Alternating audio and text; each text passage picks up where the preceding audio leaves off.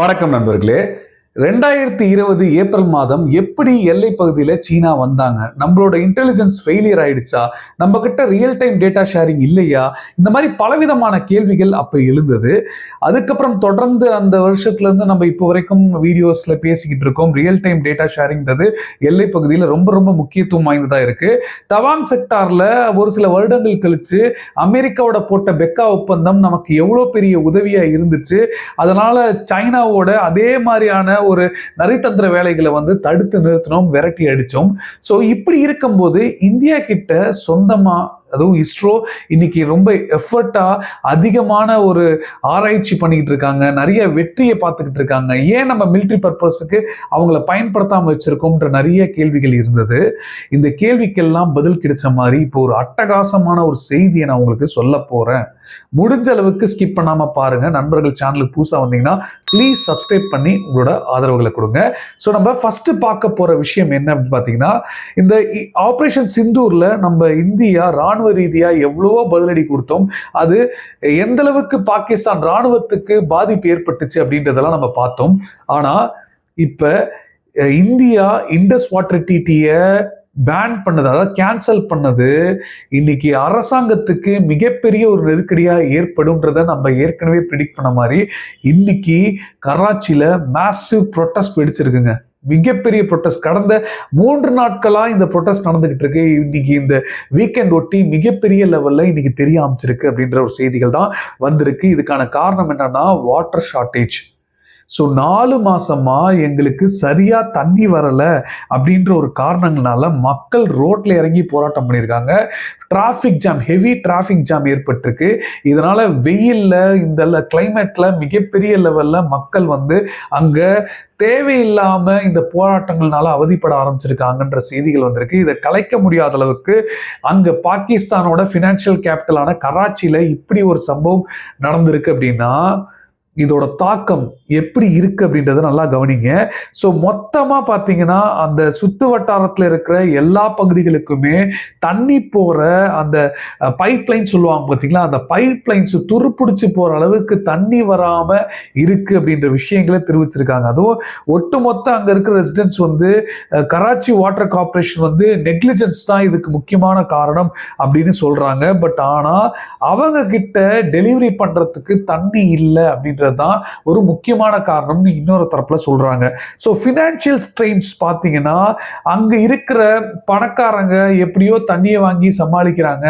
ஆனா அங்க இருக்கிற நார்மல், அதாவது அடித்தள மக்களுக்கு சுத்தமா தண்ணி இல்லாம ஒரு பஞ்சம் ஏற்படுற அளவுக்கு இன்னைக்கு ஏற்பட்டிருக்கு. தண்ணி வாட்டர் கிரைசிஸ் மிகப்பெரிய லெவல்ல ஏற்பட்டிருக்கு அப்படின்ற விஷயங்களை சொல்றாங்க.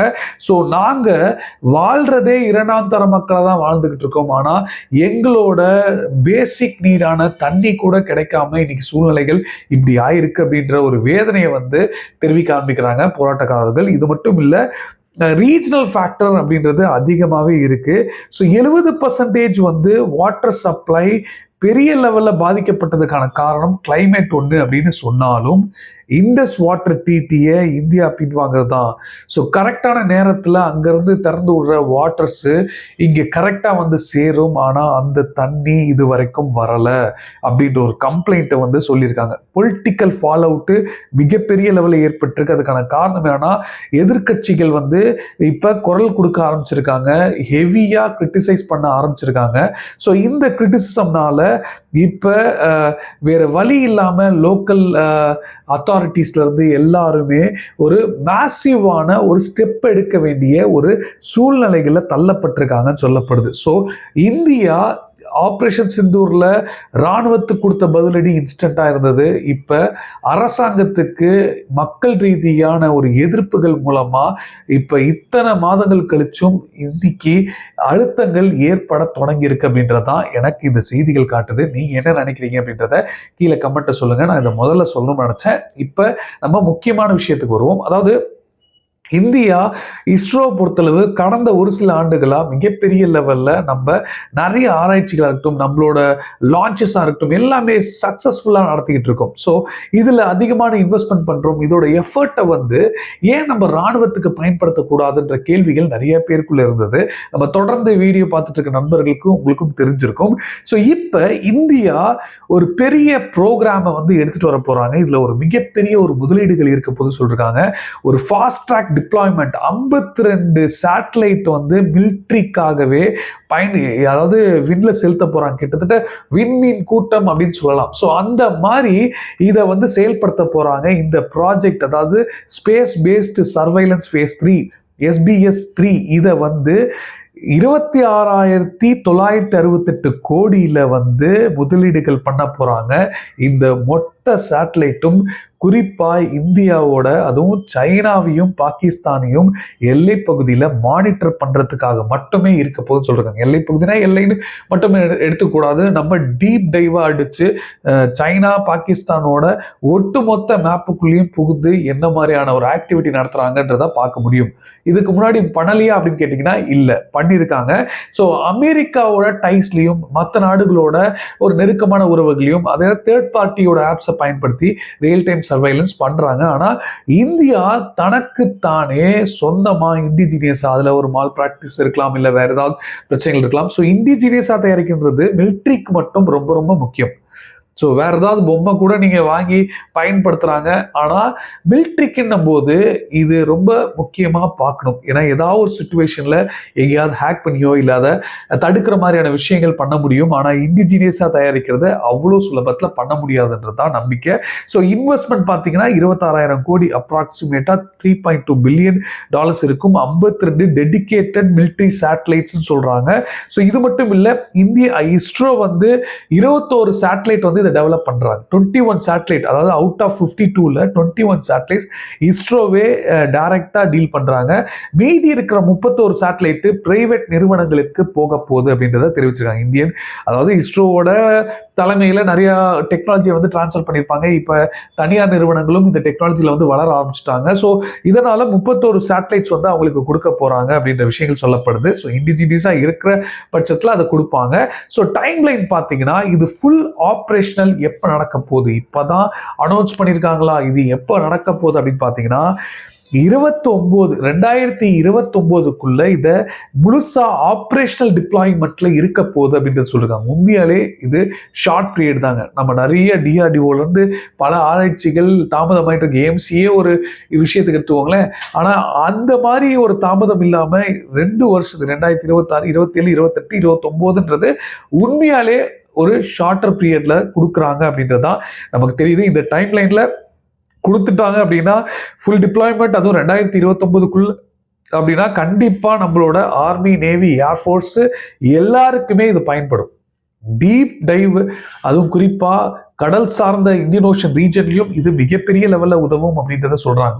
ஸோ அந்த அளவுக்கு ஆழமா இதை வந்து ரியல் டைம் இன்டெலிஜென்ட் ஷேரிங் வந்து கிடைக்கும். ஸோ நிமிடத்துக்கு நிமிடம் நமக்கு வந்து எந்த மாதிரி ட்ராக்கிங்ல போகுது, எந்த மாதிரியான விஷயங்கள் மேற்கொள்றாங்கன்றது எல்லாமே நம்மளால ஈஸியா இன்டெலிஜென்ஸை கேதர் பண்ண முடியும். ஸோ டிஃபென்ஸ் ஸ்பேஸ் ஏஜென்சிஸ் வந்து இதை ஹை கமாண்ட் எடுத்துப்பாங்க. ஸோ அவங்க மூலமா இது நம்மளோட முப்படைக்கும் போகும் அப்படின்றதான் தெரிவிச்சிருக்காங்க.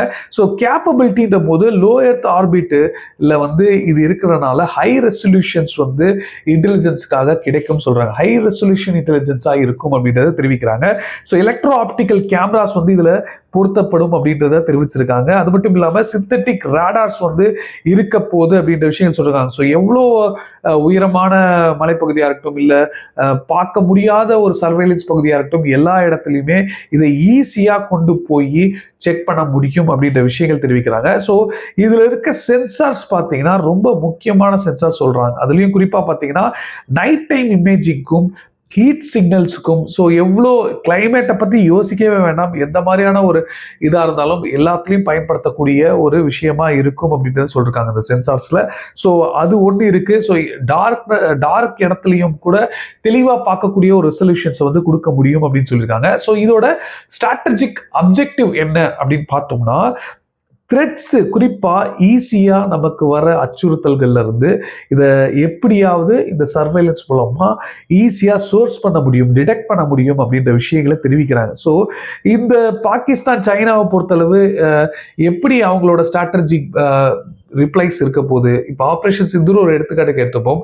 இந்தியா தாக்குதல் நடத்திட்டாங்க, பதில் தாக்குதலை அவங்க கொடுக்குறாங்கன்னா எப்படி ப்ரிப்பேர் பண்ணுறாங்கன்ற அளவுக்கு இதை நம்மளால சர்வைலன்ஸ் பண்ண முடியும் அப்படின்னு சொல்லியிருக்காங்க. ஸோ இதை நார்மல் சர்வைலன்ஸ் இதுதானே இது முன்னாடிலாம் பண்ணிட்டு இருந்தாங்க அப்படின்னு யோசிக்க முடியாது. இது ரியல் டைம் டேட்டா ஷேரிங் அப்படின்றது ஒரு மிகவும் முக்கியமான ஒன்று. பதிலடி கொடுத்தாச்சு, இதோட ரிஃப்ளெக்ஷன்ஸ் எப்படி இருக்க போகுது, என்ன தயாரிக்க போறாங்கன்ற விஷயங்கள் கண்டிப்பாக இருக்கும். ஸோ நாங்கள் எப்பொழுதுமே டெக்னாலஜியில் எங்களோட கைகள் ஓங்கி இருக்கு. எங்கள் டெக்னாலஜி பக்கத்தில் இந்தியாவில் நிற்க முடியுமா, சைனா ஓவராக மார்த்தட்டிப்பாங்க. இப்போ ஈஸியாக ஏற்கனவே அமெரிக்காவோட போட்ட ஒப்பந்தம் எவ்வளோ ஸ்ட்ராங்காக இருக்குன்றது அவங்க புரிஞ்சிருப்பாங்க. தவாங்கில் அவங்கள விரட்டி அடித்தது, தவாங்கில் இந்த அளவுக்கு இந்தியா ஷார்ப்பாக சர்வைலன்ஸ் பண்ணுவாங்கன்னு நினச்சி கூட பார்த்துருக்க மாட்டாங்க. அந்த அளவுக்கு வேகமாக செயல்பட்டோம். ஸோ அதே வேகத்தை இண்டிஜினியஸா தயாரிக்கிற விஷயங்களுக்கும் நம்ம பயன்படுத்தணும்னா கண்டிப்பா சொல்றாங்க இது ஒரு மேசிவான ஒரு பூமா இருக்கும் மிலிட்ரிக்கு. அதே சமயத்துல இந்தியாவோட பிரைவேட் செக்டார் இருக்கு பாருங்க, குறிப்பா ஸ்பேஸ்ல இன்வெஸ்ட்மெண்ட் பண்ற பிரைவேட் செக்டாருக்கும் இது மிகப்பெரிய லெவல்ல உதவும். இப்ப இருக்கிற இந்த ஸ்டாக் மார்க்கெட் கிராஷ்ல பார்த்தீங்கன்னா ஒட்டுமொத்தமாக உலக நாடுகளே சந்திச்சுட்டு இருக்கு. இருந்தாலும் இந்தியா இதில் பெரும் பெரும் இழப்பை சந்திச்சிருக்கு அப்படின்ற விஷயங்கள் சொல்றாங்க. அது இழப்பாக எடுத்துக்கூடாது. ஒரு பேனிக்ல எந்த அளவுக்கு ஃபாரின் முதலீடுகள் இருந்ததோ அவங்க அப்படியே வித்துட்டு போற ஒரு சிச்சுவேஷன் இருக்கு பயத்திலேயே. ஏன்னா அக்ராஸ் குளோப் அதை பண்ணிட்டு இருக்காங்க. ஸோ இதனால ஒரு பெரிய ஒரு செட்பேக் இருக்குமே ஒழிய டிஃபென்ஸ் ஸ்டாக்ஸுக்கு எந்த ஒரு பாதிப்பும் இல்லாமல் அடிச்சு தும்சம் பண்ணிட்டு இருக்கு. ஸோ இதுவும் அந்த பிரைவேட் நிறுவனங்கள் உள்ள வந்தாங்கன்னா இது ஒரு பெரிய லெவலில் அவங்களுக்கு கை கொடுக்கும் அப்படின்றதான் என்னோட கருத்து. நீங்க என்ன நினைக்கிறீங்க அப்படின்றத மறக்காம கீழே கமெண்ட் சொல்லுங்க, நானும் தெரிஞ்சுக்கிறேன். இது தவிர வேற ஏதாவது கருத்துக்கள் இருந்தாலோ நீங்க ஏதாவது சொல்லணும்னு நினைச்சாலோ எந்த ஒரு தயக்கமும் வேண்டாம், தாராளமாக கீழே கமெண்ட் சொல்லுங்க, இல்லை டேரக்டா நான் மெசேஜ் பண்ணி சொல்லுங்க. இன்ஸ்டாகிராம் லிங்க் டிஸ்கிரிப்ஷன்ல கொடுத்துருக்கேன். ஸோ உங்க மெசேஜுக்கு கண்டிப்பா நான் முடிஞ்ச அளவுக்கு ரிப்ளை பண்றேன். எல்லாருக்கும் ரிப்ளை பண்ணிட்டு தான் இருக்கேன். இன்ஸ்டாகிராம்ல மெசேஜ் பண்றவங்களுக்கு உங்களுக்கே தெரிஞ்சிருக்கும். ஸோ கடைசி வரைக்கும் பார்த்தமைக்கு நன்றி. ஜெய்ஹிந்த், பாய்.